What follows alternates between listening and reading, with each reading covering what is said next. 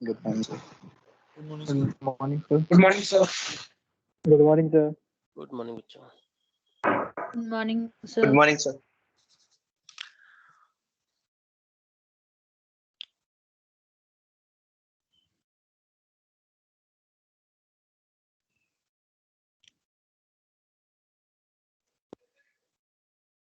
आप लोगों ने लेक्चर्स देख लिए? Yes, sir. Okay good. Yes, sir. ठीक है, तो हम स्टार्ट कर सकते हैं अभी अपना डाउट सेशन। ठीक है, आपने अगर आपको मिले होंगे 9 लेक्चर्स अभी तक थ्योरी में। ठीक है, और उन 9 लेक्चर्स में हमने क्या क्या डिस्कस किया, एल्गोरिथम क्या होता है, एसिम्प्टोटिक नोटेशंस क्या होते हैं, and we talked about time and space complexity. Space तो नहीं, लेकिन टाइम कॉम्प्लेक्सिटी की बात की है अभी।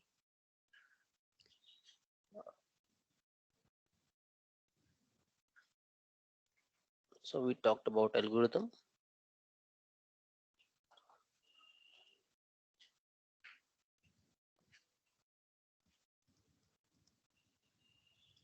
notations, and third complexity. And complexity में दो complexity है हमारे पास, एक टाइम की complexity and one is space complexity। और ये काफी इम्पोर्टेंट टॉपिक है। वैसे तो एल्गोरिथम एंड पूरा ही इम्पोर्टेंट है, बट ये बेसिक ऐसा है कि हर जगह काम आएगा। चाहे आप सॉर्टिंग कर रहे हैं, चाहे आप सर्चिंग कर रहे हैं, या कोई और एल्गोरिथम, ट्री या ग्राफ, किसी की बात करें हम, तो इनकी बात तो हमेशा होनी ही होनी है, इन दोनों की।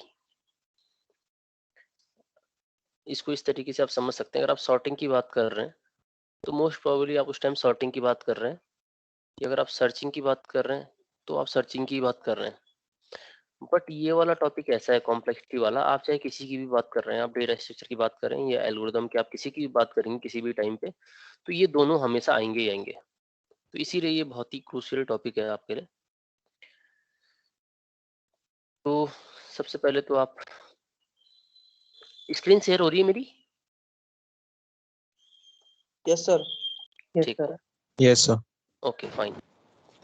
तो ठीक है, तो अब ऐसा करते हैं, पहले आपने लेक्चर तो देख लिए होंगे, आपने जो लैब की मैंने वीडियो डाली थी, 2 वीडियो डाली थी। तो एक्चुअली हमारा आपस में जो डिस्कस हुआ था, जितने फैकल्टीज हैं, वो कुछ इस तरीके से डिसाइड हुआ है। 4 फैकल्टीज हैं, राइट? और आपकी लैब जितने भी वीक्स में हमने डिवाइड की हैं, तो ये समझ लीजिए कि फर्स्ट, सेकंड, थर्ड, फोर्थ इस तरीके से हैं। तो 0th वीक मैंने अपना खुद ही यहाँ पे क्रिएट कर लिया था, तो ये मेरे नाम पे है 01। अब जब अगला नंबर आएगा फिर 5th पे आएगा, एंड सो ऑन। ठीक है, फिर 8, फिर 9, 13 इस तरीके से। बाकी जो ये अदर वीक्स के हैं, इनकी प्रॉब्लम स्टेटमेंट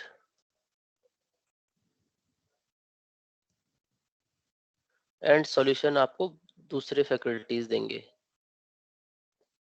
बट मैं आपके साथ रहूंगा for the discussion, but videos आपको वो लोग देंगे।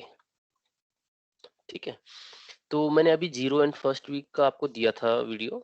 0th वीक में हमने सिर्फ सेटअप की बात की थी,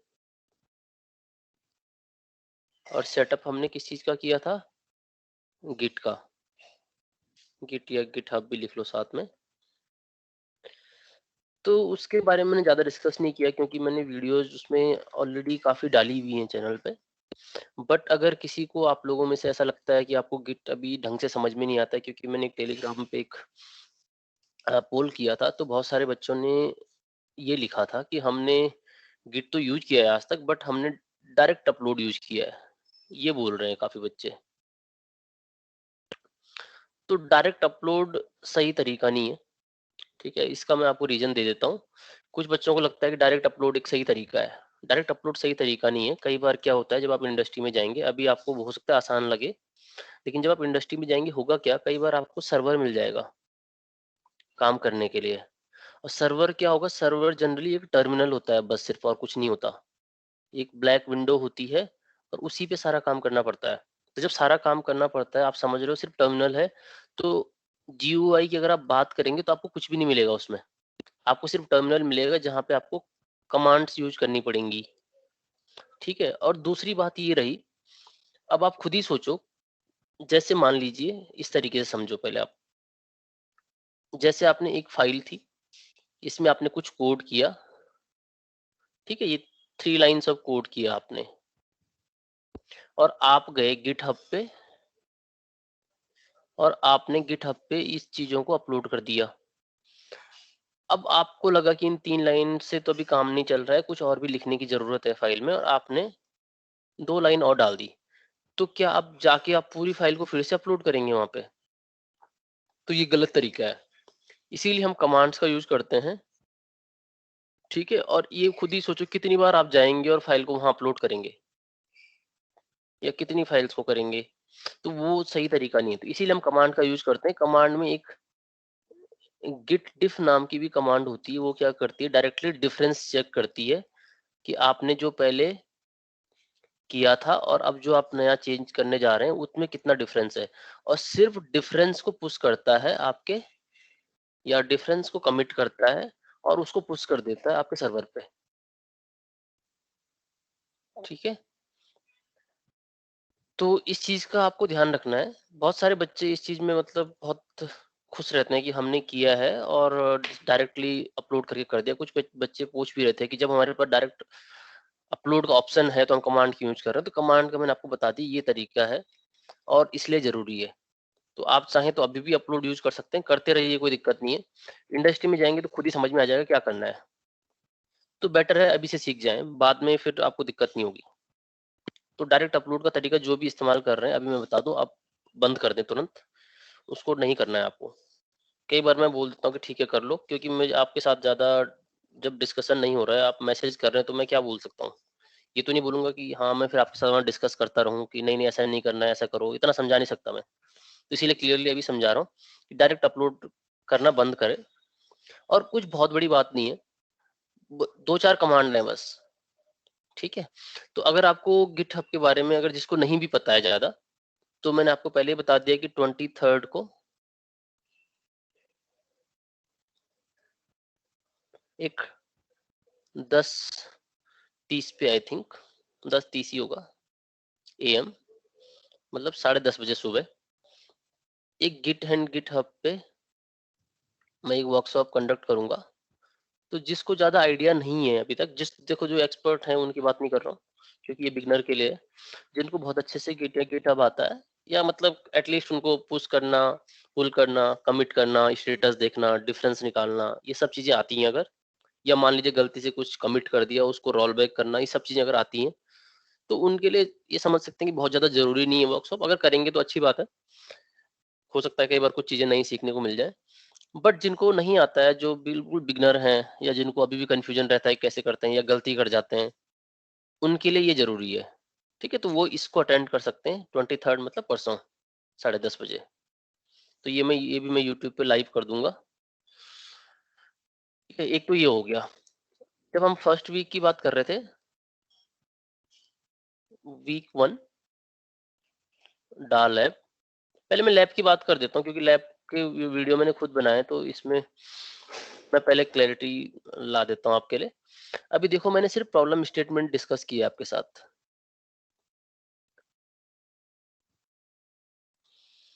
एक बच्चे का कल मैसेज भी आ रहा था कि सर आपने उसमें, पहला क्वेश्चन तो आई थिंक कोई दिक्कत नहीं है, फर्स्ट क्वेश्चन तो क्लियर होगा सबको क्योंकि उसमें हम लीनियर सर्च की बात कर रहे थे, तो वो ठीक है, कोई दिक्कत नहीं है उसमें। सेकंड क्वेश्चन में एक बच्चे ने क्वेश्चन किया था कि सर आपने लिखा है कि ON log n होगी इसकी कॉम्प्लेक्सिटी, ठीक है, लेकिन इसकी तो sir O of log n होती है।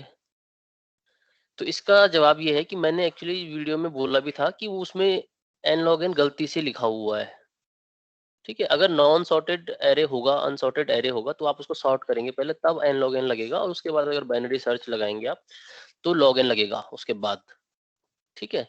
लेकिन अगर आपने वीडियो ध्यान से देखी होगी तो आपने वहां पे देखा भी होगा, मैंने क्लैरिफाई किया है कि ये नहीं होगा, log n होगा सिर्फ।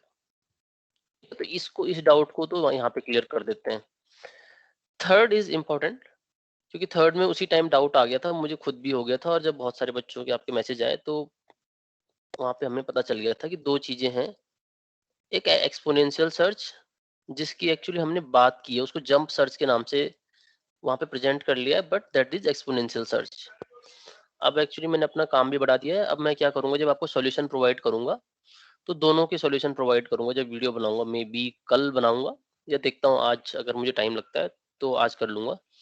तो एक्सपोनेंशियल सर्च जैसे आपको नाम से क्लियर है कि आपने 0 से स्टार्ट किया, फिर 2, फिर 4, फिर 8, 16, तो actually 2 to the power k में जा रहा है। ठीक है, ये 0 वाला छोड़ के। लेकिन अगर हम इसकी बात करें दूसरे वाले की, जंप सर्च की, तो जंप सर्च ऐसे काम नहीं करता है। जंप सर्च में हम ये डबल नहीं करेंगे।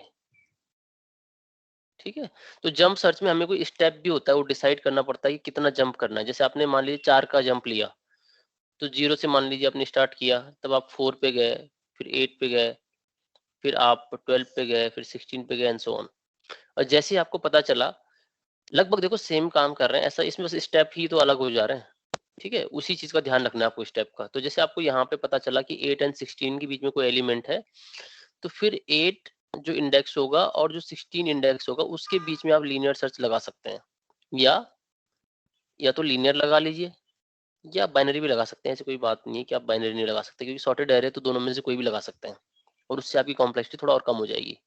सिमिलरली इसके लिए आपको क्या करना है, मान लीजिए आपको मिला यहाँ 8 एंड 12 के बीच में, या हाँ 8 एंड 12 के बीच में मिला, तो फिर यहाँ पे आप लीनियर सर्च लगा लीजिए। यहाँ पे लीनियर सर्च लगाना आसान है क्योंकि स्टेप कम है, तो ये चल सकता है। तो इस तरीके से आप इन दोनों में से किसी पे भी काम कर सकते हैं। आप कुछ बच्चे बोल रहे थे कि सर टेस्ट केस भेजने,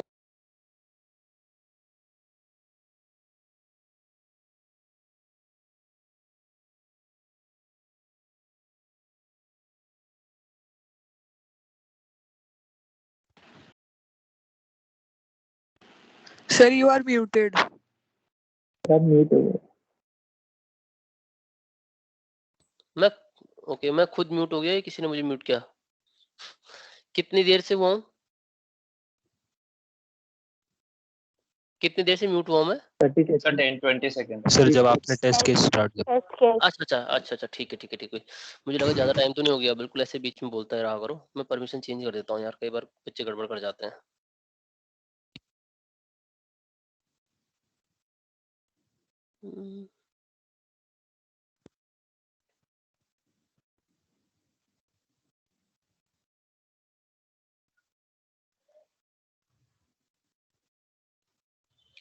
ठीक है, तो अब आप ऐसा कीजिए, आप अपने डाउट पूछिए। अभी तो मैंने बता दिया आपको। हाँ, एक चीज और मैं बोलना चाहता हूँ। कुछ बच्चे जैसे क्वेश्चन भेजते हैं, एक बच्चे ने मुझे क्वेश्चन भेजा, तो उसने कुछ 2-4 क्वेश्चन भेज दिए मुझे टेलीग्राम पे। ठीक है, आप क्वेश्चन पूछ सकते हैं, भेज भी सकते हैं, कोई दिक्कत नहीं है, बट ये देखिए क्या उनके सॉल्यूशन कहीं एग्जिस्ट करते हैं पहले से। ठीक है, अगर उनके सॉल्यूशन पहले से एग्जिस्ट करते हैं तो पहले उन पे फोकस कीजिए कि वो अगर सॉल्यूशन आपको समझ में नहीं आ रहा है तो आप पूछ सकते हैं। तो वो होमवर्क आपको खुद भी करना है कुछ, क्योंकि अगर आप बुक के सारे क्वेश्चन भेज देंगे तो हो सकता है मैं सारे बच्चों के सारे जवाब नहीं दे पाऊंगा। ऐसा हो सकता है। तो आपको क्या करना है, आप लोगों को, जैसे आप बुक के, इतनी बड़ी बुक है, देखिए कितने पेज हैं इसमें। अगर आप ये कोरमैन वाली बुक को ओपन करेंगे तो आपको दिखेगा कि इसके लगभग 1200-1300 पेजेस हैं। अगर हम जिन पे क्वेश्चंस दिए हुए हैं वो लगभग 1200 पेजेस हैं। पूरी बुक तो शायद से हम पढ़ेंगे नहीं, बहुत सारे टॉपिक इसमें होंगे, बहुत सारे टॉपिक हमारे सिलेबस में नहीं होंगे, बट अगर बुक के पीछे देखें आप, बहुत सारे क्वेश्चंस हैं, और आपको इनके सॉल्यूशन मिल भी जाएंगे बहुत सारी जगह पे। ठीक है, जो आपके बेसिक्स जो हैं उनसे अटैच होंगे। तो आप एक बार ट्राई कीजिए, खुद क्वेश्चन सर्च करने की कोशिश कीजिए। जैसे आप स्टैक ओवरफ्लो पे अगर कभी क्वेश्चन डालते हैं तो आपको पता होगा, अगर स्टैक ओवरफ्लो पे आप क्वेश्चन डालेंगे और आपने क्वेश्चन विदाउट रिसर्च डाल दिया, आपने कुछ खुद सर्च नहीं किया, तो वहां पे आपको डाउन वोट करना स्टार्ट कर देंगे। तो ऐसे मैं भी आपको डाउन वोट स्टार्ट कर दूंगा अगर आप बिना किसी मेहनत के क्वेश्चन भेजेंगे तो। ठीक है, क्योंकि मैंने फिर वो क्वेश्चन सर्च की इंटरनेट पे, एक गूगल सर्च किया और एग्जैक्टली मेरे को पूरे के पूरे सॉल्यूशन वैसे ही मिल गए। ठीक है, तो चलो ठीक है, अब आपकी बारी है, आप पूछो क्वेश्चंस। आपको जो डाउट्स हैं वो क्लियर करना स्टार्ट करते हैं। पूछो, घबराओ मत। Good morning sir. Good morning बच्चे, बोलो। सर हम लोग जंप सर्च में स्टेप साइज मतलब मैक्सिमम केसेस में रूट n क्यों लेते हैं? रूट n क्यों लेते हैं? Yes sir. ओके, एक सेकंड, ऐसा देखते हैं अभी इसको। जैसे देखो ये चीजें पता कैसे, वैसे आप एग्जांपल भी लेंगे तो आपको समझ में आ जाएंगी कि ये हम ऐसा क्यों कर रहे हैं। जैसे मान लीजिए 100 एलिमेंट्स हैं, ठीक है। अब इसका रूट निकालो आप, रूट इसका 10 आएगा, ठीक है। या आप कोई और नंबर ले लीजिए, ठीक है, और उसका रूट निकाल के देखिए कि कितना आ रहा है। अब देखो जैसे मान लीजिए आपने 100 एलिमेंट्स में मान लीजिए स्टेप साइज आपने 2 लिया होता, तो कितनी बार आपको सर्च करना पड़ता? हो सकता है आपका एलिमेंट 98 या 100 के बीच में कहीं एग्जिस्ट कर रहा हो, तो फिर आपको कितने एक्स्ट्रा स्टेप डालने पड़ रहे हैं? यहाँ पे 50 स्टेप में पहुंचेंगे आप वहां तक।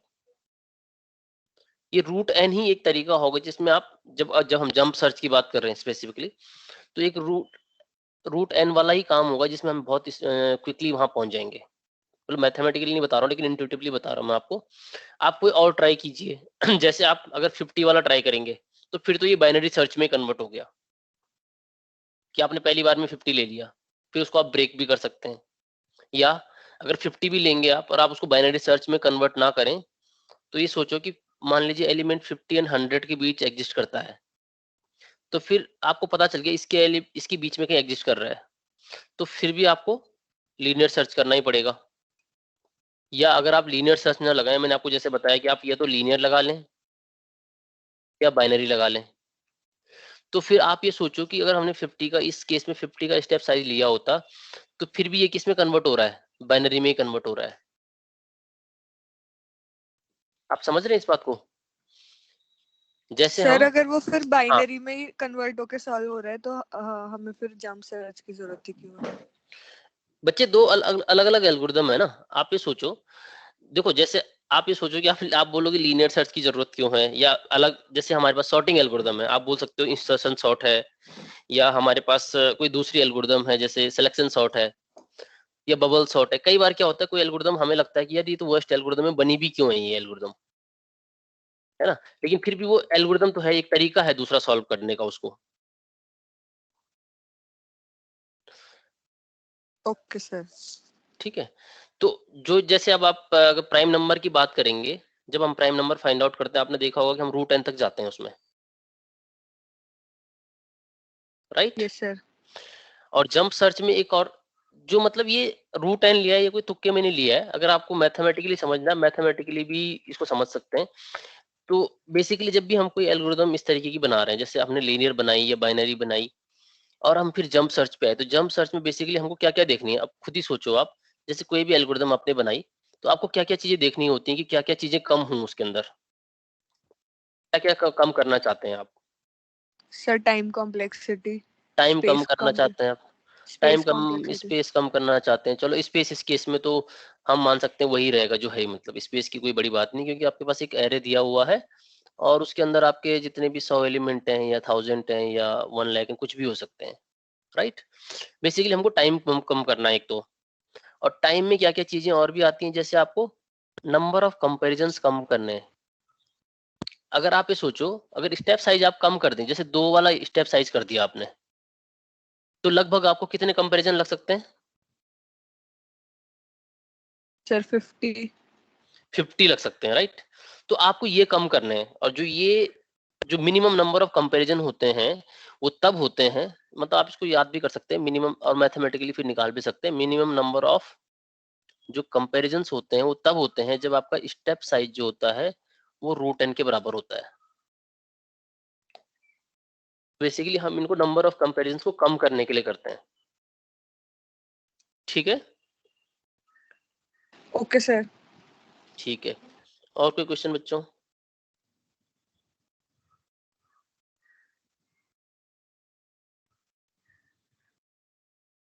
Sir morning sir. Good morning बच्चों, बोलो। सर वो सर ने वो कोर्स वाले में पढ़ाया था एनालिसिस का, 2 मेथड पढ़ाया, 2 मतलब वो पढ़ाया था टाइप्स।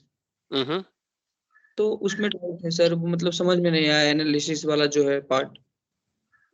एनालिसिस वाला पार्ट जो आप पोस्टीरियर की बात कर रहे हैं उसकी बात कर रहे हैं? हाँ सर, उसी की बात कर रहे हो आप या किसी और की बात कर रहे हो? नहीं उसी में सर जो पढ़ाया था एनालिसिस में पोस्टीरियर और प्रीयर का। ओके ओके ठीक है।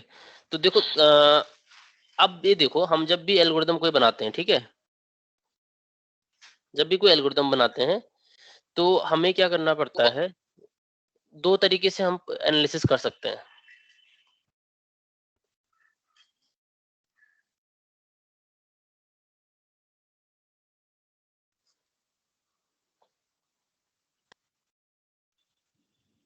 तो एक तो आप पहले कर सकते हैं जब आप एल्गोरिदम बना रहे हैं, ठीक है, और दूसरा कब कर सकते हैं, बाद में कर सकते हैं। तो आप इसको प्रायर बोल सकते हैं मे बी, और इसको पोस्टीरियर। तो प्रायर जब आप एनालिसिस करते हैं तब तो आपकी एल्गोरिदम लिखी नहीं है ना आपने अभी तक, या आपने अभी तक उसको एग्जीक्यूट नहीं किया, ये समझिए, ठीक है। मान लीजिए आपने एल्गोरिदम लिख ली है, आपने एल्गोरिदम एक लिख ली है बट आपने उसको एग्जीक्यूट नहीं किया, ठीक है। और पोस्टीरियर क्या है, आपने एल्गोरिदम को एक वो कर दिया है, क्या बोलते हैं, इम्प्लीमेंट कर दिया किसी प्रोग्रामिंग लैंग्वेज में, ठीक है। तो अब जब तक आपने इम्प्लीमेंट नहीं किया, नॉट इम्प्लीमेंटेड येट,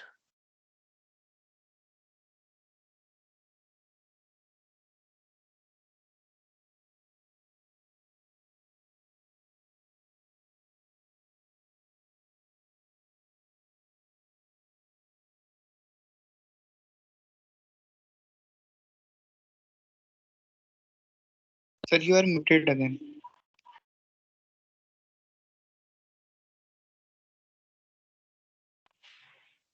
एक सेकंड में अपने यहाँ पे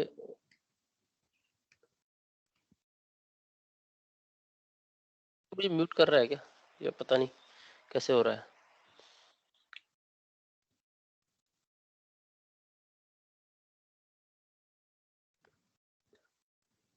ठीक है, बताते रहना अगर ऐसा कुछ होता है बीच में। तो अब देखिए, जैसे आपको list of prime numbers find out करना है और आपकी एल्गोरिदम अभी लिखी नहीं है आपने, तो आपको सबसे पहले क्या डिसाइड करना है, जो हम प्रायर की बात कर रहे हैं, कि आपको एल्गोरिदम ON में लिखनी है या ON/2 में लिखनी है। वैसे ये दोनों सेम ही चीजें हैं बट फिर भी, या √n में लिखनी है। ये आप प्रायर एनालिसिस कर रहे हैं। जब आपकी एल्गोरिदम एक बार लिखी गई तो आप दूसरा क्या कर सकते हैं, टाइम देख सकते हैं कितना लग रहा है। जैसे आपने इनपुट लिया 1000 एलिमेंट्स का, एक एरे 1000 एलिमेंट का है, और आप ऐसा मान के चलिए कि एक एलिमेंट में आपको टाइम लग रहा है 1 second. assume 1 second in 1 element. जब आपने 1 सेकंड लगाया एक एलिमेंट पे, तो वो n के केस में कितना टाइम लगेगा आपको, 1000 सेकंड। n/2 के केस में मान लीजिए 500 सेकंड, और √n के केस में कितना लगेगा इसमें,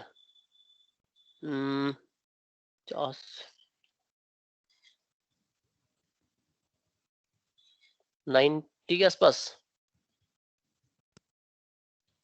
नहीं 1000 का रूट कितना आएगा, एग्जैक्ट बता सकता है कोई?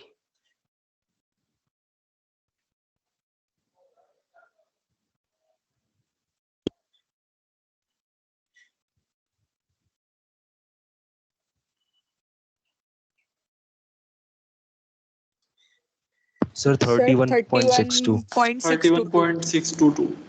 तो 32 लिख लेते हैं, ठीक है, 32 सेकंड।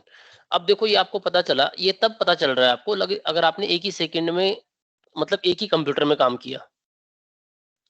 अगर एक ही कंप्यूटर में आप बैठे हुए हैं, ठीक है, आपका एक ही सिस्टम है और उस पर आप ही रन करते हैं, तो आपको पता चला कि अगर आपने 1000 का एरे लिया तो आपके 1000 सेकंड लगे, आपके 500 सेकंड लगे इस एल्गोरिदम से, और इस एल्गोरिदम से आपके सिर्फ 32 सेकंड लगे।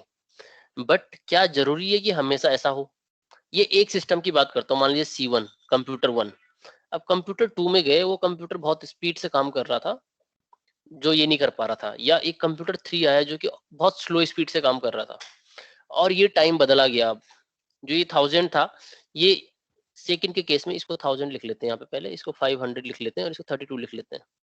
और C2 मान लीजिए थोड़ा तेज काम कर रहा है, ये 800 सेकंड लगा रहा है, ये 400 सेकंड लगा रहा है इसमें, और ये इसमें मान लीजिए 20 सेकंड लगा रहा है, और ये बहुत स्लो काम कर रहा था, ये 2100 पहुंच गया, ये 900 पहुंच गया, और ये 50 पहुंच गया।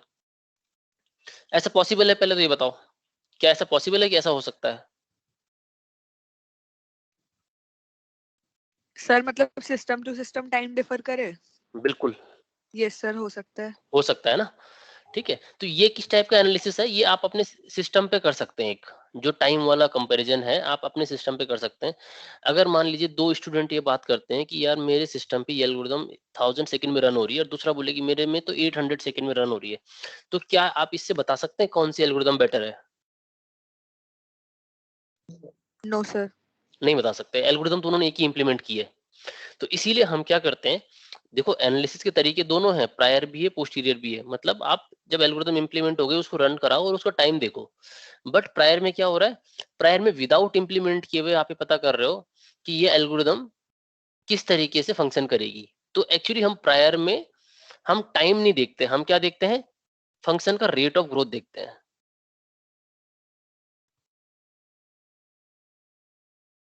ठीक है, तो रेट ऑफ ग्रोथ देखा जाता है। तो ये जो आपको दिख रहा है यहाँ पे कि ओ एन में काम करेगा, ओ एन बाय 2 में काम करेगा, या रूट एन में काम करेगा, ये रेट ऑफ ग्रोथ है फंक्शन का। ठीक है, तो ये प्रायर एनालिसिस है, और हमको मतलब हमको जनरली प्रायर एनालिसिस ही करनी होती है, बाद की एनालिसिस का बहुत ज्यादा कोई मतलब है नहीं। तो एल्गोरिदम में जब भी हम देखेंगे, या ये जो आपका डाटा सब्जेक्ट है इसमें जब भी हम कोई एल्गोरिदम को एनालिसिस करेंगे, ये टाइम कॉम्प्लेक्सिटी इस फंक्शन की फॉर्म में करेंगे, एन है या एन बाय 2 है या रूट एन है, इस तरीके से देखा जाएगा। तो ये इन दो एनालिसिस का मतलब है। और कोई क्वेश्चन, कोई डाउट है इसी क्वेश्चन में वापस तो पूछ सकते हैं। एक्सक्यूज। आपकी आवाज कट रही है, आपने। Hello sir. हाँ बोलो बोलो। सर जब हम O of n square upon n लिखते हैं तो हम नीचे वाले एन को हटा देते हैं, लेकिन फिर हम एन स्क्वायर से एक और एन को क्यों नहीं हटाते? रुको रुको, फिर से बोलो, एक सेकंड, आपकी आवाज भी कट रही है बीच में, अब बताओ फिर से। सर जब हम O of n square upon n लिखते हैं, ऐसे? हाँ sir, n square upon n, तो हम मतलब नीचे दोनों। वाले एन को हटा दे रहे हैं, हम्म। तो ऊपर जो दो एन हैंगे उसमें से एक एन को क्यों नहीं हटा रहे हैं? क्यों नहीं हटा रहे हैं? अच्छा ओके, तो ऐसा नहीं लिखा है ना, वो एक्चुअली कुछ और लिखा है वो जो आप कह रहे हो, मुझे लगता है आप कुछ और कहना चाह रहे हो कि ऐसा ऐसा तो नहीं लिखा है वो। ओ एन स्क्वायर लिखा है, और आप कह रहे हो कि हमने रुको रुको, ऐसा नहीं होता एक्चुअली। किस तरीके से लिखते हैं हम, ऐसे नहीं लिखेंगे ना, ये कुछ और होगा। लोअर टर्म को इग्नोर करते हैं ना सर, टाइम कॉम्प्लेक्सिटी। नहीं, लोअर टर्म को इग्नोर करते हैं, बट ऐसा थोड़ा ना लिखा है वो, ऐसा नहीं लिखा होगा ना। लोअर टर्म ऐसे में थोड़ा इग्नोर होती है। हो जाएगा अगर मैं ऐसा आपको, इसने बोला। हाँ अगर ऐसा है तो फिर तो बिग O ऑफ एन हो जाएगा ना। दूसरा बताता हूँ आप क्या कहना चाह रही हैं। एक्चुअली मुझे लगता है आप ये कहना चाह रहे हैं एन स्क्वायर है, ओ एन है, इस तरीके से अगर ये ऐसा लिखा हुआ है तो हम इसको इग्नोर कर देंगे।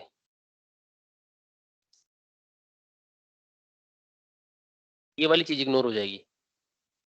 ये बताओ, ये समझ में आया कि ये इग्नोर क्यों होगा? हाँ सर। तो आप यहाँ पे, आपका अभी भी क्वेश्चन वही है कि जब इसको इग्नोर किया तो यहाँ से एक एन को क्यों नहीं किया? नहीं नहीं सर, जब हम ओ ओ एन 3 है तो हम्म। हम उसको ओ एन स्क्वायर लिख लेते हैं। नहीं नहीं, तो ऐसा नहीं है बच्चे, ऐसा नहीं लिखते हैं। ऐसा कब लिखते हैं? वो सर एक्चुअली देखो पता क्या है, हाँ तो नहीं नहीं नहीं, वो देखो क्या होगा, वो कोई ऐसी सिचुएशन होगी जहाँ पे उसको लिखा जा सकता है। ठीक है, तो सिचुएशन आपको पहले मुझे बतानी पड़ेगी कि ऐसा क्या था वहां पे जो लिखा गया। देखो ऐसा क्या होता है, मैं बताता हूँ आपको। जैसे हम लिखते हैं, सर ने लिखा था O n is equal to O into n upon n. क्या O n equal to O n? O n into n upon n. ऐसे? एक्चुअली हाँ सर अक्षय सर ने सिर्फ एक्सप्लेन करने को दिखाया था ये कि अगर हम ऐसे करते हैं कि डिवीजन या मल्टीप्लिकेशन में भी लोअर टर्म्स हटाते हैं तो अच्छा आपका कॉम्प्लेक्सिटी चेंज हो जाएगी, तो हम नहीं ओके यूज करते, ये एक्सप्लेन किया था। तो I think she is getting confused कि ऐसा हो क्यों हो रहा है, हम नहीं कर सकते हैं। Okay okay. नहीं, जनरली हम ना ये प्लस या माइनस अगर ऐसा कुछ दिया है तब इनको रिमूव करते हैं। और जब आप अगर डिवीजन या मल्टीप्लिकेशन की बात करें, मान लीजिए ऐसा लिखा हुआ है 2n², ठीक है, तो इस 2 को रिमूव कर देंगे, ये होता है, क्योंकि ये कांस्टेंट टर्म है इसलिए ऐसा करते हैं। बट अगर इसमें n होगा तो n को थोड़ा रिमूव करेंगे, n तो एक्चुअली खुद ही हो जाएगा ना। n स्क्वायर है तो n भी तो n के साथ मल्टीप्लिकेशन में है, तो उसको क्यों नहीं हटा रहे हैं एक n को? मतलब आप ऐसा करो, ऐसा है अगर, तो इसको हम ऐसा क्यों नहीं लिख रहे हैं, ऐसा बोलना चाह रहे हो क्या? हाँ हाँ हाँ हाँ। ओके। ऐसा नहीं कर सकते ना, देखो खुद कैसे समझाया जाए आपको। जैसे देखो, रुको सोचने दो थोड़ा सा। ये एक्चुअली क्या कर रहे हैं, जब हम कॉम्प्लेक्सिटी की बात कर रहे हैं ना, हाँ सर। जब कॉम्प्लेक्सिटी की बात कर रहे हैं हम, तो मान लीजिए n की वैल्यू 10⁶ है, ठीक है। 10⁻, जब भी हम एक्चुअली एल्गोरिथम में जो बात करेंगे, हम हमेशा ऐसी बात करेंगे कि हमारे पास एलिमेंट बहुत ज्यादा है, ठीक है। ठीक है ठीक है तो सर। जब कॉम्प्लेक्सिटी कुछ ऐसा निकल के आई, जब कॉम्प्लेक्सिटी निकल के आती है तो हम एग्जैक्टली 10⁶ इंटू सेकंड में कन्वर्ट नहीं करते कभी। सेकंड मैंने आपको समझाने के लिए लिखा है, ये बात ध्यान रखना सारे लोग। तो मान लीजिए मैं सेकंड की बात कर रहा हूँ कि कितना टाइम लगेगा, तो मैं इसको कुछ ऐसा लिख सकता हूँ, 10⁶ इंटू 10⁶ लिख सकता हूँ, यस सर। ठीक है। तो जो लगभग 10⁻12 बनता है, ठीक है बच्चों, हाँ सर। ऐसा कुछ बनता है, राइट। तो ऐसा लग रहा है हमें कि इतना सेकंड लगेगा लगभग। तो अगर आप इसमें से हटा देंगे एक ये वाली चीज, क्योंकि मल्टीप्लाई हो रहा है, अगर ये ऐड होता तो हटा सकते थे, लेकिन मल्टीप्लाई हो रहा है इसलिए आप इसको रिमूव नहीं कर सकते। देखो ना कितना डिफरेंस आ जाएगा सेकंड्स में, तो इसलिए मल्टीप्लिकेशन में नहीं हटाते हैं। पहली बात तो ये रही। दूसरी बात, अगर मान लीजिए ऐसा होता O 3n², और फिर मैं यहाँ पे लिखता 3 इंटू 10⁶ इंटू 10⁶, और फिर मैं कहता कि इसको हटा दो, तब ये चल जाएगा। क्यों? क्योंकि ये कि कांस्टेंट टर्म है, पहले से कांस्टेंट है, इसका हमको पता है कि ये ज्यादा वेरी नहीं करने वाला, इसलिए कांस्टेंट टर्म को हटा देते हैं। अब आप बोलो कि सर ये भी तो कांस्टेंट हो गया, ये अभी आपको दिख रहा है क्योंकि मैंने वैल्यू यहाँ पे डाली है, पर कल के दिन ऐसा भी हो सकता है कि एक और दूसरा एरे आ जाए और जिसमें n की वैल्यू जो है 10⁶ की जगह 12 हो जाए, तब तो यहाँ पे 10⁻12 रिप्लेस करना पड़ेगा। हाँ और ये सर। 3 तो 3 ही रहेगा। तो बेसिकली जो ये 3 है या ये 3 है, ये कांस्टेंट टर्म्स है, और ये 10⁶ यहाँ पे है, ये वेरिएबल टर्म है। तो वेरिएबल टर्म को कभी भी रिप्लेस नहीं करना है। या जैसे 2n दिख रहे हैं, तो 2n अगर मल्टीप्लाई में, तो उनको रिप्लेस नहीं कर सकते आप। जैसे एक एग्जांपल अभी और देता हूँ आपको, जो हमसे गलती हुई थी, लेकिन वो चलो गलती भी सही तरीके से हो गई एक तरीके से देखा जाए तो। जब मैं बाइनरी सर्च की बात कर रहा था, तो मैंने एक जगह में जो उसमें लिखा हुआ था n log n भी लिखा हुआ था, वो एक्चुअली वो गलत था। लेकिन ये सही हो सकता है उस केस में जब आपके पास अनसॉर्टेड एरे आ जाए, आप उसको पहले सॉर्ट करें और उसके बाद उसमें सर्चिंग लगाएं, तब यही वाली कॉम्प्लेक्सिटी आएगी, ठीक है। एक बात तो ये रही। अब अनसॉर्टेड एरे को सॉर्ट करने में आपको n log n तो लगेगा पहले, फिर सर्च करने में आपको log n लगेगा। तो इसका मतलब आपने पहले ये प्रोसेस किया फिर ये प्रोसेस किया, तो इसका मतलब ये दोनों ऐड हो गए। और जब ऐड हो गए तो आप देख रहे हो कि ये वाली टर्म बड़ी है, ये वाली छोटी है, तो अब आप इसको एक्चुअली इग्नोर कर दोगे यहाँ पे, ठीक है। और हम बोलेंगे कि इस पूरी प्रोसेस की complexity O n log n है। तो इसको हमने इग्नोर किया है। अगर गलती से ऐसा होता कि यहाँ पे मल्टीप्लीकेशन होता, मल्टीप्लीकेशन कैसे हो सकता था? मल्टीप्लीकेशन ऐसा हो सकता था जैसे आपकी दो लूप चलती हैं, जैसे एक फॉर लूप चलती है i = 1 to n, और एक दूसरी फॉर लूप इसी के अंदर चल रही है j = 1 to m। तो सोचो यहाँ पे जो 1 था उसके लिए ये प्रोसेस क्या है, m टाइम चलेगा, सेकंड के लिए ये m टाइम चलेगा, थर्ड के लिए m टाइम चलेगा। तो ये m कितनी बार चलेगा? n टाइम्स चलेगा कि नहीं चलेगा? n into m। तो इसीलिए हम क्या करते हैं, यहाँ पे बोलेंगे हम कि n into m इसकी कॉम्प्लेक्सिटी है, ऐसा हो जाएगा। लेकिन अगर मान लो ये प्लस में होता, प्लस में किस तरीके से हो सकता था? जैसे एक लूप चली फॉर i = 1 to n, और ये लूप खत्म हो गई, और फिर दूसरी लूप शुरू हुई फॉर j = 1 to m, तो अब क्या होगा, इसकी कॉम्प्लेक्सिटी होगी n, इसकी होगी m, और ये पूरा प्रोग्राम अगर एक साथ लिखेंगे आप तो इसकी कॉम्प्लेक्सिटी n प्लस m आएगी, और इनमें से जो छोटी टर्म होगी उसको इग्नोर कर देंगे फिर, या तो सिर्फ वो n ही बचेगा या तो o m ही बचेगा। तो इस तरीके से कॉम्प्लेक्सिटी निकाली जाती है। तो यहाँ पे इग्नोर कर सकते हैं बट यहाँ पे इग्नोर नहीं कर सकते। ठीक है सर। ठीक है, और बताओ और कोई डाउट? तो ये पीडीएफ में आप लोगों को भेज दूंगा जो भी इसमें लिखा जा रहा है। ठीक है, कि ना जो ग्राफ में जो हम लोग थ्रेशोल्ड, मतलब जो थ्रेशोल्ड चीज की बात कर रहे हैं, वो उसका कॉन्सेप्ट क्लियर नहीं हो पा रहा है, वो क्या है actually? फिर से बोलो, क्या बोल रहे हो आप?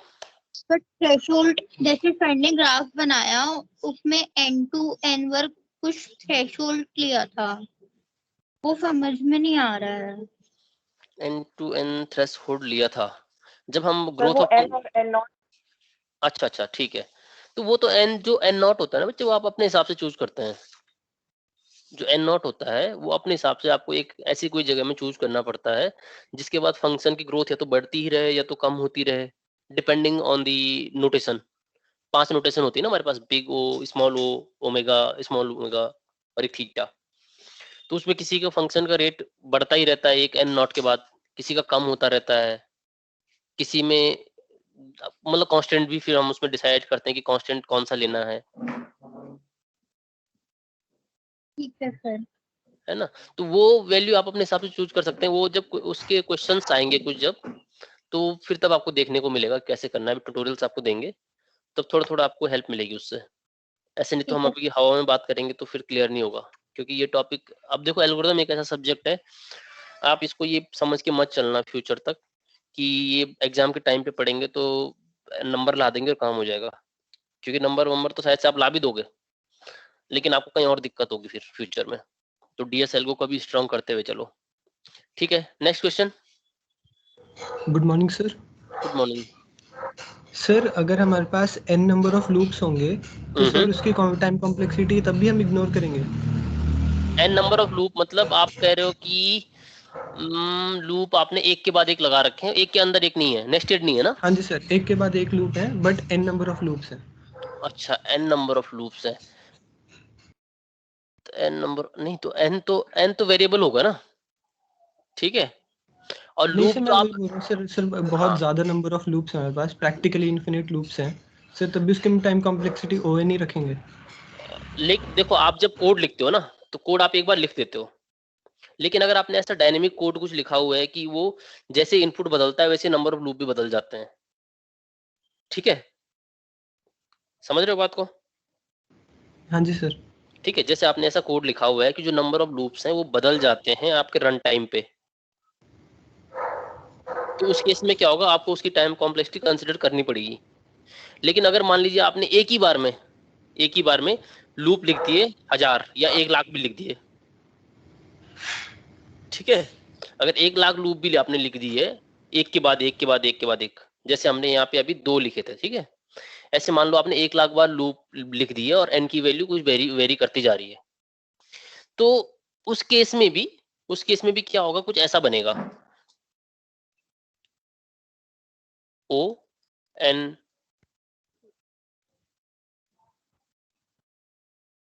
या n plus n and so on.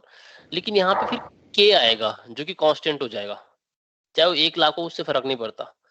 अगर ये k वेरी नहीं कर रहा है तो कुछ भी, उससे कोई फर्क नहीं पड़ता है, चाहे आप उसको 1,00,000 लिख लो या 10,00,000 लिख लो, प्रैक्टिकली ऐसा नहीं है लेकिन, ठीक है।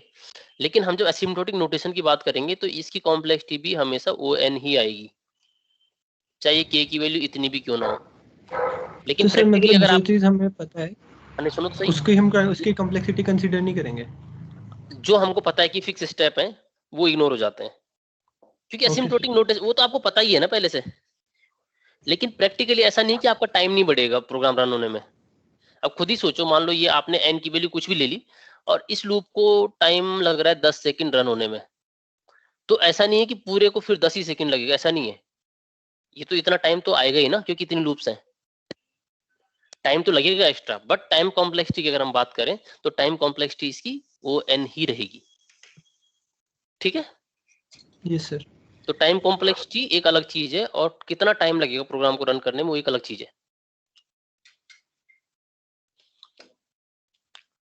आया समझ में? हाँ जी सर, आ गया। ठीक है, और बताओ। Good morning sir. Good morning sir, वही क्वेश्चन आपको भेजा था ना एक 3.2.4 का, वो एक्सप्लेन कर दीजिए। सर क्वेश्चन ये था ना, उसमें बोला था कि log n का फैक्टोरियल इज पॉलिनोमियली बाउंडेड। हाँ तो सर, और हाँ, इसका और इसका बी पार्ट था कि log n is factorial is polynomially bounded. हाँ तो तो ये सर इसका ए पार्ट तो देखो समझ पता में क्या, आया सर। हाँ तो आपके लिए था, मैंने अभी स्टार्टिंग में बोला भी था, आपने सर्च नहीं किया शायद उस क्वेश्चन को थोड़ा सा भी यार। सर एक्चुअली मैंने सर्च किया था तभी आपको ये क्वेश्चन भेजा है, क्योंकि इसका ए पार्ट क्लियर हुआ था मुझे वहाँ पे जो लिखा था, लेकिन जो सर गूगल पे जो पहला लिंक था ना उस पर CLRS सॉल्यूशंस करके मैंने ढूंढा था, और उसमें चैप्टर वाइज सॉल्यूशंस दिए हैं, मुझे भी पता है सर वो। लेकिन उसके एक सॉल्यूशन में ना उन्होंने कुछ ज्यादा ही मैथमेटिकली उसको प्रूव किया था, वो चीज समझ नहीं आ रही है कि वो करना क्या चाह रहे हैं। क्योंकि उसके ए पार्ट में तो सर चलिए उन्होंने चूज किया कि 2 की पावर k लेकर कर सकते हैं हम, सर समझ आता है, क्योंकि log ऑफ 2 की पावर k में k फैक्टोरियल बन जाएगा और उस साइड हमारा पॉलिनोमियल बाउंड नहीं आ पाएगा। हाँ तो एक काम करेंगे ना, ये आपका स्पेसिफिक क्वेश्चन, इसको ऐसा करेंगे जब इन सब के डाउट खत्म हो जाएंगे तो आपका क्वेश्चन डिस्कस कर लेंगे उसमें, ठीक है? क्योंकि आपके 2-3 डाउट हैं एक्चुअली। यस सर, सो उनमें से एक क्लियर हो गया, वो आपने जो लॉग वाला क्लियर हो गया। यस सर, सो इसके 2 बचे हैं बस, एक क्या कहते हैं ये इटरेटेड फंक्शंस वाला और ये पॉलिनोमियल। इटरेटेड भी आसान है ना बच्चे। इटरेटेड क्या है? इटरेटेड वही तो है कि आपने जैसे आप रिकर्जन लगाते हैं। लैंग्वेज समझ नहीं आ रही, उन्होंने जो रिप्रेजेंटेशन लिखा है ना, ये log and minimum of something, इसको बस एक्सप्लेन कर दीजिएगा ये लिखा क्या है, क्योंकि ये काफी मैथमेटिकली लिखती है इन्होंने। तो मैथमेटिकली तो लिखेंगे वो, अब एल्गोरिदम है ना, तो उसमें तभी तो आपसे पूछ रहा हूँ। हाँ ठीक है, तो जो लिखा है ना वो यही लिखा हुआ है कि आपको मिनिमम नंबर ऑफ, मतलब कितने टाइम्स में आप 1 तक जाएंगे उसकी वैल्यू निकालने में। जैसे एग्जांपल के लिए मैं आपको इसको देख लीजिए आप, ठीक है? तो मैं अभी यहाँ पे लिख के एक क्वेश्चन आपका ये लॉग वाला कर देते हैं यहाँ पे, क्योंकि लॉग वाला आसान है थोड़ा, ठीक है? दूसरा क्वेश्चन है उसमें टाइम लगेगा। तो जो दूसरा क्वेश्चन है उसको तब देख लेंगे, बट इसको देखिए आप पहले, इसमें क्या करना है। अब बाकी बच्चे अगर देखना चाहते हैं इस क्वेश्चन को तो ये आपकी बुक में है। एक सेकंड में आपको पेज नंबर या कुछ ऐसा बता देता हूँ। पेज 58। हाँ पेज 58 पे है, इटरेटेड लॉगरिदमिक फंक्शन है ये, ठीक है? और उसमें एक डेफिनेशन भी दी हुई है कि इटरेटेड फंक्शन क्या होता है। तो इटरेटेड लॉगरिदमिक फंक्शन, तो बेसिकली ना ये एक तरीके से रिकर्जन है यहाँ पे जो इस फंक्शन में यूज हो रहा है। और इसका मतलब ये है, जब आपको ऐसा कहीं दिखेगा लॉग स्टार करके कुछ दिखेगा और फिर n लिखा होगा, तो इसका मतलब है minimum number of times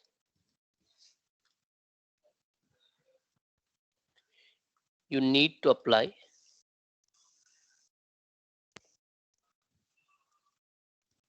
the log function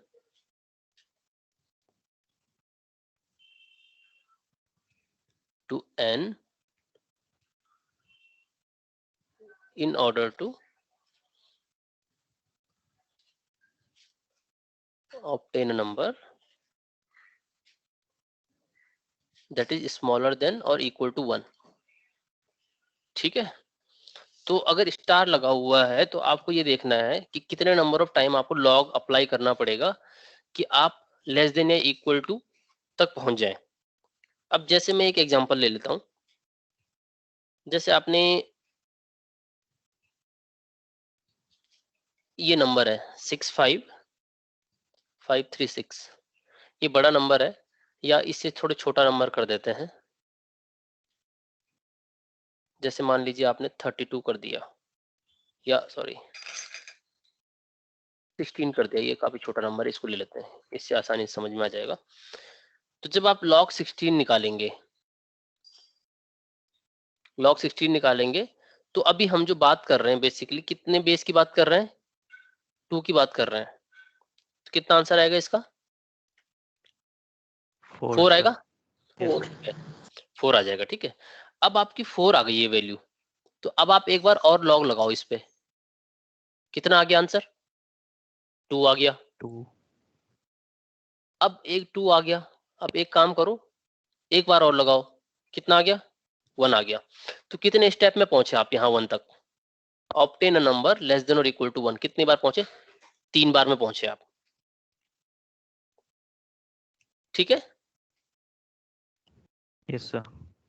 तो अगर ये इस तरीके का क्वेश्चन दिया हुआ है कि लॉग स्टार एंड 16, तो इसका आंसर आएगा आपका 3, कि आप 3 बार में पहुंचे। तो ये है उस जो भी मैथमेटिकली जो भी लिखा है, minimum number of times you need to apply the log function in order to get a number जो कि लेस देन इक्वल टू 1 है। यस सर, यही पूछना था इसमें। ठीक है, तो ये है आपका ये इसका आंसर। जो दूसरा है उसका मैं एक बार आपको लिंक, मतलब अगर आपने लिंक देखा है, मुझे नहीं पता आपने लिंक देखा कि नहीं देखा, मैं आपको सेंड कर दूंगा एक बार लिंक। सर नहीं, मैं आपको बता सकता हूँ एक्चुअली यहाँ पर कि वो कर क्या रहा है, लेकिन फिर उसका जो बी पार्ट है ना वो सिमिलर है एक पार्ट के, लेकिन उन दोनों में मेरे को डिफरेंस समझ नहीं आ रहा है। जी सर, एक बार आप लिखिए, एक बार लॉग n फैक्टोरियल लिखिए।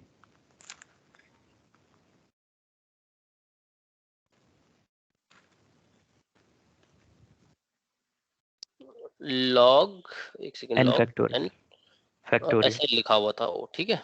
हाँ, इज लेस ऐसे देन लिखा था, equal to, yes sir, is less than equal to n। Is less than equal to n, ठीक है। ठीक है, अब इसमें हम n को कुछ भी सेपरेट, मतलब इस साइड का हमें एक कांस्टेंट फैक्टर चाहिए था, तो हमने क्या करा कि n को 2 की पावर k लिख दिया, बिकॉज हम कुछ भी ले सकते हैं, है ना।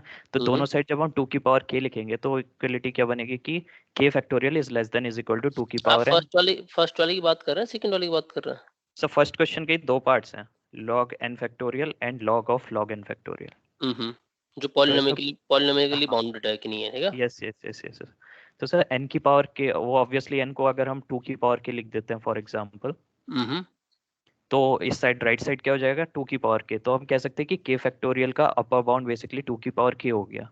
तो ये इंट्यूटिवली है कि अगर उसका एक्सपोनेंशियल अगर उसका अपर बाउंड है तो पॉलिनोमियल भी आ सकता है, लेकिन सेम चीज अगर log ऑफ log n के लिए निकाल लें तो ये फिर काफी ऊपर वाला 2 की पावर के जा रहा है, और ये मतलब समझ नहीं आ रहा है नहीं, तो मैं यही कह रहा हूँ, जो सोल्यूशन मैंने देखा है ना उसका, हाँ सर, ठीक है, वो उस पे ऐसा नहीं है, तो मैं आपको एक बार लिंक भेज देता हूँ उसका, आप वो देख लेना एक बार, अगर आपको फिर भी डाउट होगा, ठीक है।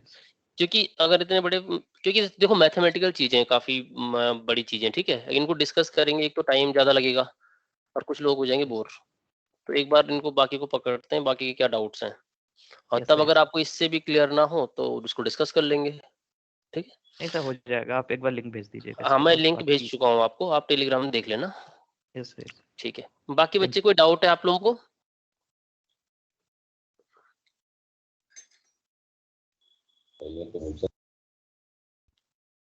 कोई आवाज आई थी लेकिन गायब हो गई।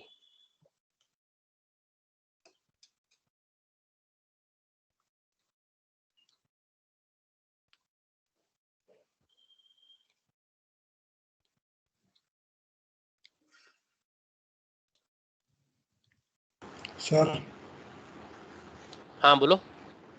सर जो लास्ट लेक्चर का एग्जांपल दे रहे सर उसको समझा दीजिए एक बार। कौन सा वाला? सर लास्ट लेक्चर जो है मेरा,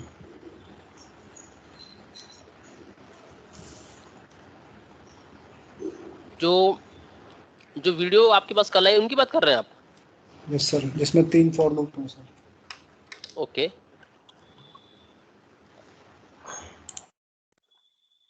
लेक्चर नंबर 9 ना, या 8? Yes sir, last. एक सेकंड, मैं ओपन कर लेता हूँ क्वेश्चन।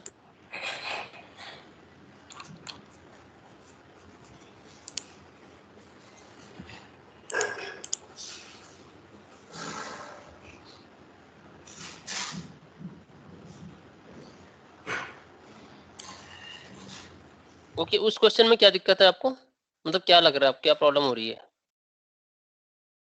सर टाइम कॉम्प्लेक्सिटी बता दीजिए। ओके, टाइम कॉम्प्लेक्सिटी बतानी है उसकी, एक बार क्वेश्चन मैं लिख लेता हूँ यहाँ पे।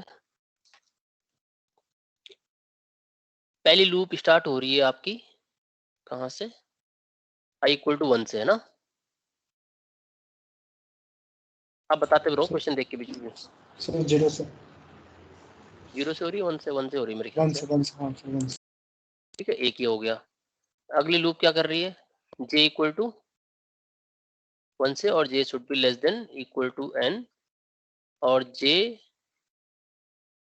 Plus equal to 2। ठीक है, दो के स्टेप में बढ़ेगा। उसके बाद k equal to 1, k should be less than equal to n और k होगा आपका स्टार इक्वल टू 2। और इसके अंदर कुछ और काम किया जा रहा है जो कि सम कर रहा है प्लस इक्वल टू k। तो यहाँ पे सम हमारे लिए बहुत ज्यादा इंपॉर्टेंट चीज नहीं, क्योंकि सम तो आपका नॉर्मली हो जाना है। ठीक है, एक ही स्टेप में हो जाएगा काम। ठीक है, तो क्वेश्चन दिख रहा है सब लोगों को? Yes sir. ठीक है, तो देखो एक तो होता है एग्जाम में करने का तरीका कि स्टेप वाइज करना है। ठीक है, और एक तरीका होता है इंट्यूशन का। तो इंट्यूशन एक तब बिल्डअप हो जाता है जब आप प्रैक्टिस करते हैं, तो आपका इंट्यूशन इतना स्ट्रांग बिल्डअप हो जाता है, आपको तुरंत पता चल जाता है कैसे काम कर रहा है। ठीक है, अब आप इसको देख के बताओ पहले, ये फर्स्ट लूप आपको क्या लग रही है कि कितना टाइम लेगी? औरों को छोड़ो, अभी फर्स्ट को देखो सिर्फ।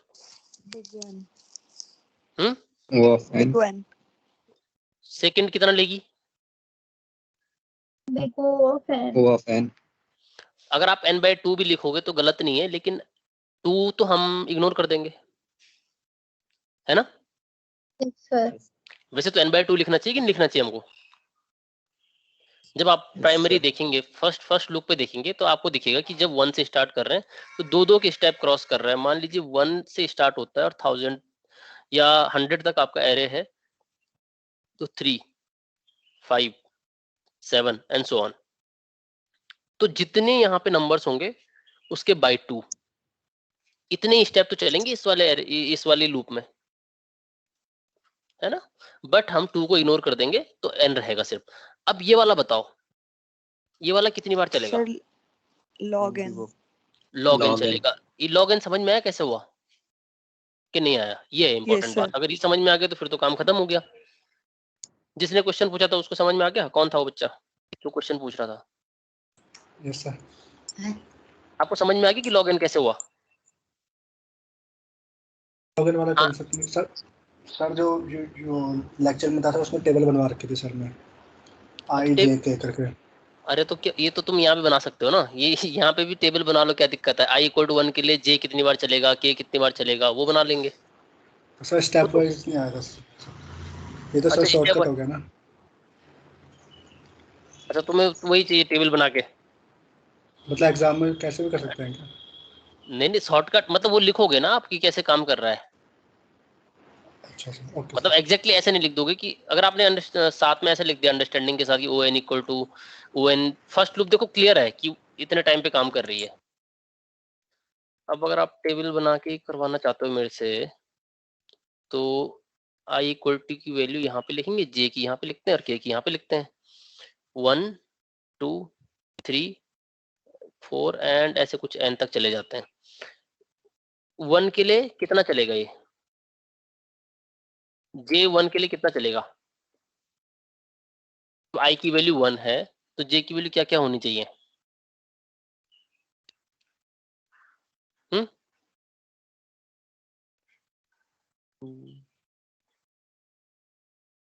यहाँ से होगी ना स्टार्ट, j की वैल्यू 1 और ऐसे ऐसे करके n तक जाएगी। ऐसे इस केस में भी 1 से n तक जाएगी, इस केस में भी 1 से लेके n तक जाएगी कि नहीं जाएगी? ऐसे n तक जाएगी, इसमें भी 1 से लेके n तक जाएगी, हर बार ऐसे जाएगी।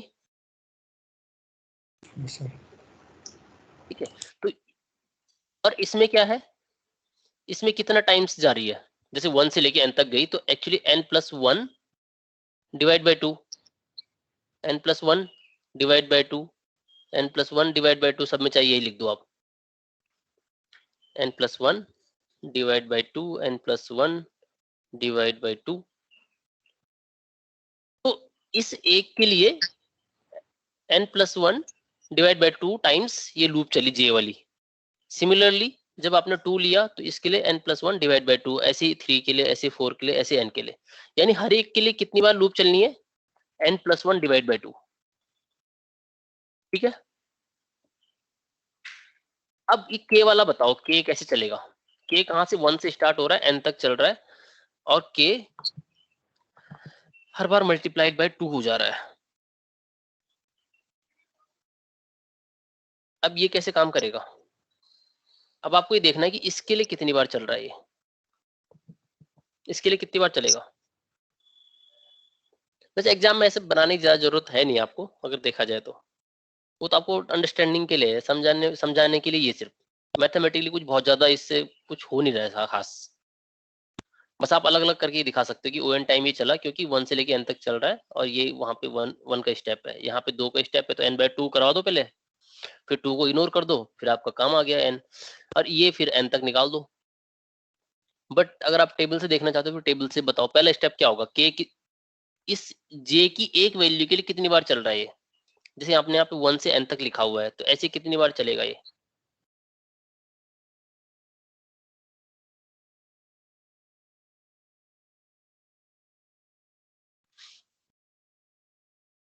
बता सकता है कोई?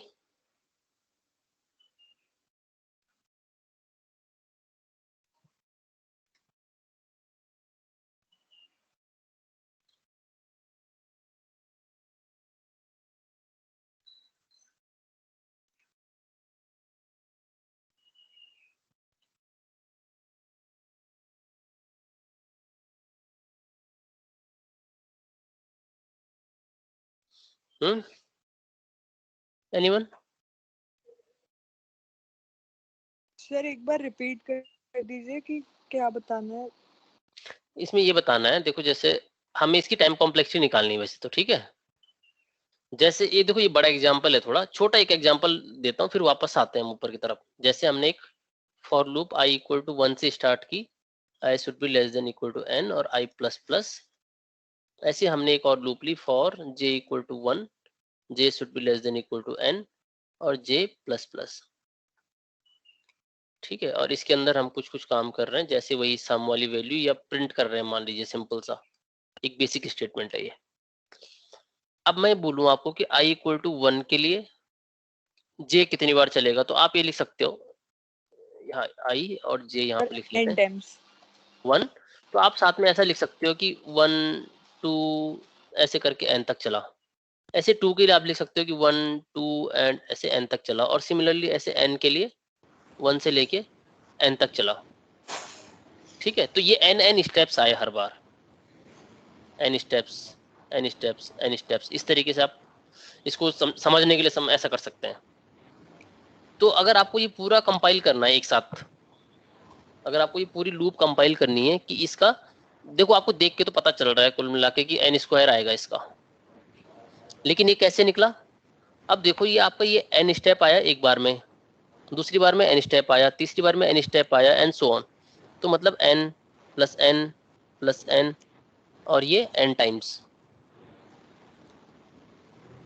और इसको सॉल्व करेंगे तो कितना आएगा, n इंटू n ही आ जाएगा, और इससे बना आपका ये ON स्क्वायर। ये छोटी लूप है।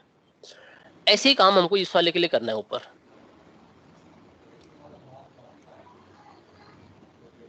ऐसे इसके लिए करना है, तो कैसे होगा? सो फॉर एवरी n ये log n टाइम्स चल रहा है, तो अगर j और k के लिए n टाइम्स log n हो जाएगा। n टाइम्स log n सिर्फ j और k के लिए, और फिर उसके बाद i का लूप है, तो उसके हर एक n के लिए n टाइम्स log n हो जाएगा, तो n square log n final time हाँ कॉम्प्लेक्सिटी। नहीं, वो तो आ गया। जैसे अब एक बच्चा जैसे टेबल से पूछ रहा है, हमें टेबल से ऐसे बताना है कि इसके लिए, जैसे हमने नीचे वाला किया ना, इस तरीके से समझने के लिए, तो इससे आपको पता चल गया कि n आपने n टाइम्स किया। ऐसे इसमें करना है कुछ।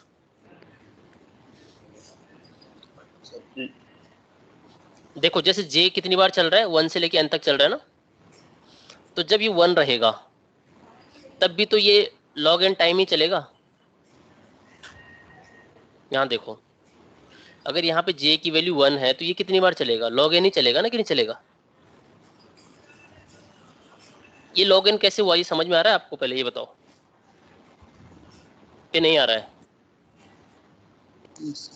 Yes sir. अगर यही log n समझ में नहीं आ रहा तो यहीं पे समझने की कोशिश करते हैं। देखो जैसे क्या हो रहा है, ये कब तक लूप चलेगी? जब तक k n से छोटा है या बराबर है, राइट?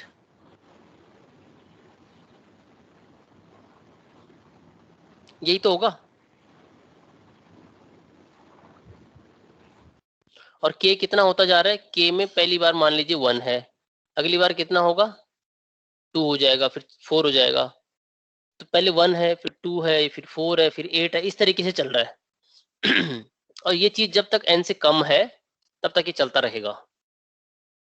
तो आप इसको ऐसे भी लिख सकते हो कि जितनी बार k आगे बढ़ रहा है, जितनी बार k आगे बढ़ रहा है, पहले 1 फिर 2, ये k की वैल्यूज हैं एक्चुअली, ये सारी की सारी k की वैल्यूज हैं।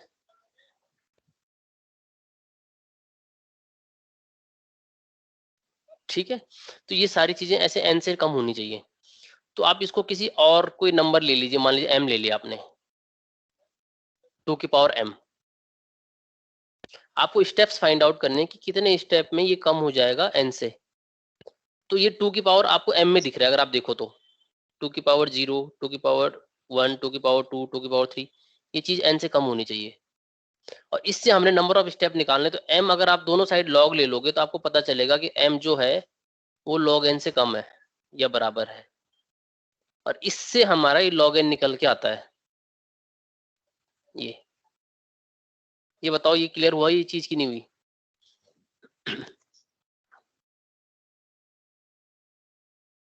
बताओ हाँ ना तो बोलो। Yes sir. ठीक है, तो अब देखो, चाहे j की वैल्यू कुछ भी हो, इसको n time log n time चलना है इस लूप को। क्योंकि ना तो ये j पे डिपेंडेंट है, ना ये i पे डिपेंडेंट है। अगर ये i और j पे डिपेंडेंट होती तब दिक्कत होने के चांसेस थे, लेकिन अभी कुछ भी नहीं है फिलहाल। अब ये अपने आप इंडिपेंडेंट रन करती जा रही है, कोई फर्क नहीं पड़ रहा है इसको i कितनी बार चल रहा है, j कितनी बार चल रहा है। तो अब देखो, जैसे i की वैल्यू 1 हुई तो j आपका 1 से लेके n तक चला, तो ये n+1 डिवाइड बाई 2 कर दिया हमने, क्योंकि हर बार 2 का स्टेप आगे बढ़ रहा है। अब ये 1 से n तक जा रहा है, इसमें भी हमने log n क्यों लिखा, या log n की जगह आप log n+1 लिख सकते हैं, क्योंकि हमारे पास अगर आप देखो यहाँ पे तो 1 से लेके n तक चीजें हैं, तो log n+1 इतने टाइम चला ये एक के लिए, ये 1 के लिए चला। ठीक है, ये समझो ये 1 के लिए चला। अगर इसका 2 होगा तो उसके लिए भी ये log n+1 टाइम चलेगा, ऐसे ही सबके लिए। तो इसी में ये इतने टाइम चल जाएगा, इतने वाले पार्ट में n टाइम्स यही चल जाएगा ये। तो एक्चुअली आपको करना क्या है, इनको ऐड करना है आप सबको, log n+1 को। अब देखो कैसे करेंगे। यहाँ पे जो log n है, log n+1 है, ये कितने टाइम आया, n टाइम्स आया कि नहीं आया? n+1 एक्चुअली आया कि नहीं आया, ये बताओ। ये है इंपॉर्टेंट बात यहाँ पे समझने वाली। यस और नो? Yes sir.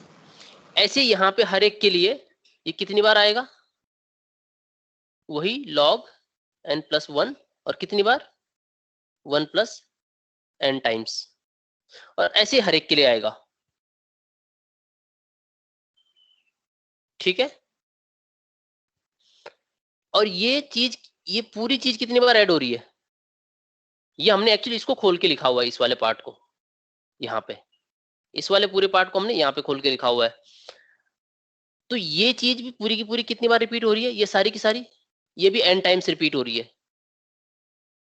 तो अब देखो क्या आया हमारा, n into n times repeat हो रहा है, तो ऐसा लिख सकते हैं इसको, n+1, जो यहाँ से अभी यहाँ से ला रहे हैं हम, n+1 log n+1, और ये चीज चल रही है हमारी n टाइम्स। तो ये हमारा क्या बनेगा, n इंटू n+1, और बल्कि अगर देखा जाए तो ये भी हमारा 1 से, हाँ ये ठीक है, ये 1 ही। वैसे हमने यहाँ पे n+1 क्यों किया हर जगह पे, जरूरत नहीं है। 1 से लेके n तक चल रहा है ना, 0 थोड़ी है।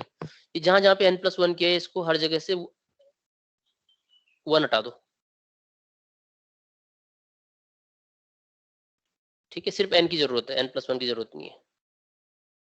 वो 0 के हिसाब से मैंने कर दिया था, लेकिन n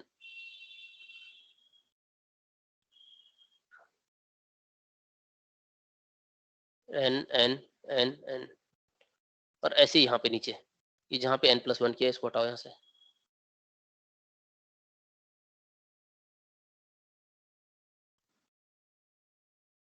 n into log n plus n into log n plus n into log n, और ये काम आपका कितनी बार हो रहा है?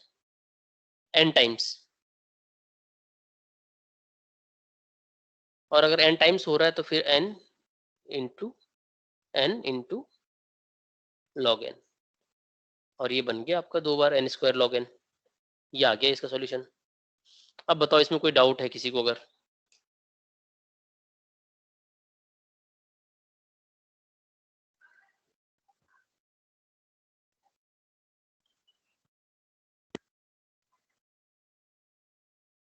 No sir. क्लियर है सबको? Yes sir. ठीक है, अगर कोई और डाउट है तो पूछो।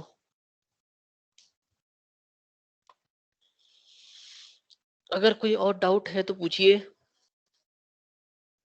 सर अभी एक डिस्कशन हुआ था सर थोड़ी देर पहले कि अगर हमारे पास फॉर लूप हम लोग काफी बार यूज कर रहे हैं, जैसे कि इनफाइनाइट टाइम्स बाद यूज कर रहे हैं सर, तो कॉम्प्लेक्सिटी का सर थोड़ा कंफ्यूजन हो गया। जैसे कि अगर कांस्टेंट n टाइम्स हम फॉर लूप लगा रहे हैं एक के बाद एक, तो वो तो उतना ही होगा O ऑफ n, लेकिन फिर अगर हम लोग इनफाइनाइट टाइम्स यूज कर रहे हैं तो उसकी कॉम्प्लेक्सिटी कैसे आएगी?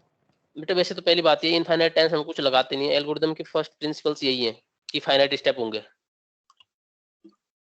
वो तो है सर, ये तो है ना, तो इनफाइनाइट तुम कैसे लगा दोगे? पहली बात तो ये है। नहीं दूसरी बात ये है, हाँ सर, दूसरी बात ये है कि अगर आप उसको डायनेमिक बनाते हैं, ठीक है, अगर आपने बोल दिया कि यार लूप फिक्स नहीं है कि कितनी बार चलनी है, तब तो उसकी कॉम्प्लेक्सिटी आप कंसीडर करोगे।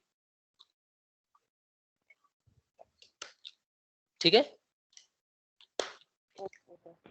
मान लो आपने बोला कि एक लूप n टाइम चल रही है, लेकिन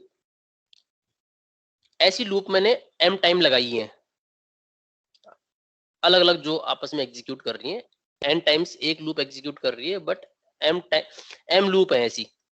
तो m अगर आपने फिक्स नहीं बताया कि 1000 है या 2000 है पहली बार में, और वो वेरी कर सकता है अगर, तब n कितनी बार ऐड होगा? m टाइम्स ऐड होगा वो, तो n इंटू m आ जाएगी उसकी कॉम्प्लेक्सिटी फिर। हाँ तो यही जानना था सर। Okay sir. ठीक है, एक्चुअली आप कर क्या रहे हो? आप वही तो कर रहे हो, जो नेस्टेड लूप है उसी को तो ओपन करके रख रहे हो आप, देखा जाए तो नहीं कर रहे हो? ये बताओ,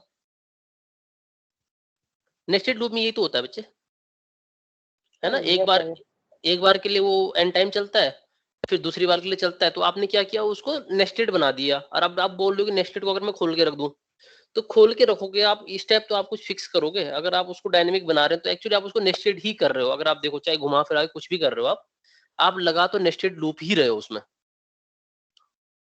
ठीक है, और बताइए, और कोई क्वेश्चंस आपके?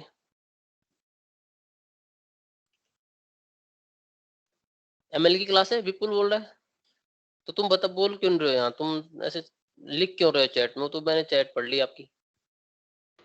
ML की क्लास है तो आप जा सकते हो, मैं कौन से रोक रहा हूँ आपको? जिसकी डाउट है वो पूछो, और जिसके नहीं हो भागो।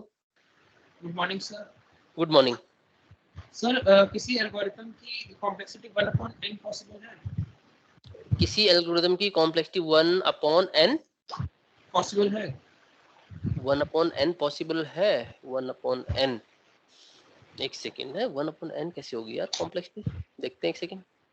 1/n मतलब जैसे जैसे इनपुट बढ़ता जा रहा है और कॉम्प्लेक्सिटी कम होती जा रही है। सर क्योंकि अगर मतलब बहुत लार्ज इनपुट होगा तो कॉम्प्लेक्सिटी वो 0 हो जाएगी ना। हाँ, ऐसा नहीं होना चाहिए। ऐसा कैसे हो सकता है? मतलब कॉम्प्लेक्सिटी ऐसा किसी ने देखा क्या एग्जांपल कोई?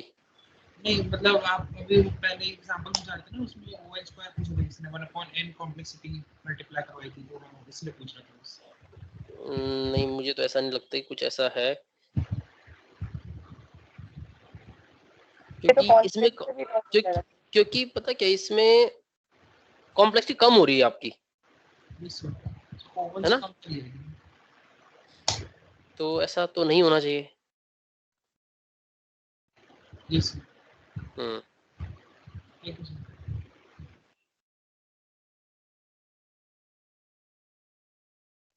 और वैसे भी आप सोचो ना 1 मतलब n में नहीं, लेकिन इस टाइप की एल्गोरिदम तो होती हैं, आपको पता भी होगा पहले से, जिनकी कॉम्प्लेक्सिटी O1 होती है, कांस्टेंट हो सकती है, इससे कम तो कहाँ जाएगी किसी कॉम्प्लेक्सिटी, यही सबसे कम है। अगर कोई हो आपकी नजर में इससे कम वाली तो बताओ।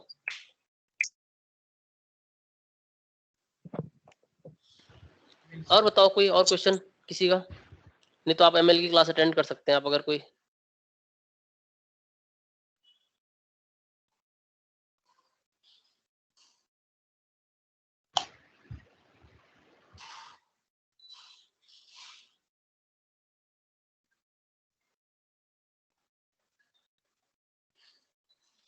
किसी को रिमूव मत करो यार, एक बच्चा बोल रहा है मुझे हटा रहा है कोई बार बार।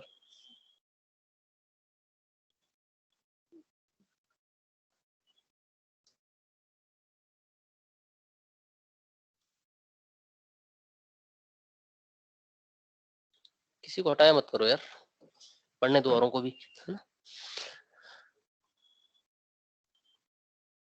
और कोई क्वेश्चन किसी का है तो पूछो, नहीं तो आप जा सकते हैं।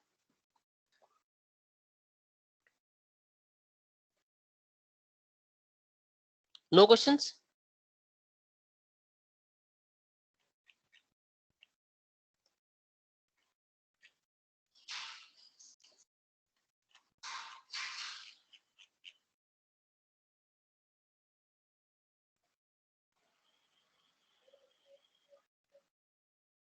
Okay, so we'll wind up today. I will send you the solution of first week, okay, and then we can take a discussion class on next week. Okay, अगर आपको कोई जरूरत पहले महसूस हो तो बता दीजिएगा। Okay, okay, bye bye. Thank you, sir. Okay, welcome.